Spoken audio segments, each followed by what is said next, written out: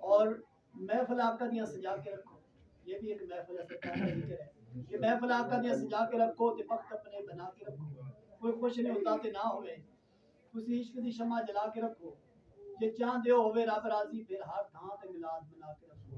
یہ رنگ اس لیے دیا تاکہ میلاد بھی ساتھ ہو جائے، اور میلاد کے صدقے اللہ تعالیٰ اس کے علم میں عمل میں برکتیں اور رحمتیں عطا فرمائے، کہ محفل آقا دیاں سجا کے رکھو تے وقت اپنے بنا کے رکھو، کوئی خوش نہیں ہوتا تے نہ ہوئے تسی عشق دی شمع جلا کے رکھو، یہ چاہتے ہو ہوئے رب راضی پھر ہر تھاں تے میلاد بنا کے رکھو، حاشر صدا پڑھ دے آقا دیاں نعتاں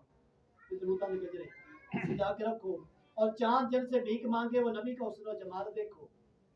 چاند جن سے بھیک مانگے وہ نبی کا حسن و جمال دیکھو، نگاہ یوسف جو دیکھی ان کو کہے خدا کا کمال دیکھو، اور نثار ان پہ ہو گئے ہیں صدیق و عمر بلال دیکھو، ہیں ہزاروں در پہ کھڑے سوالی ہو رہا ہے پورا سوال دیکھو، اور میں نکما کیا لکھتا حاشر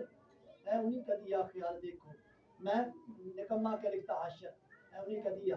خیال دیکھو، اور ایک شعر سیدنا امام علی مقام رضی اللہ تعالیٰ کی شان میں اس کے بعد نعت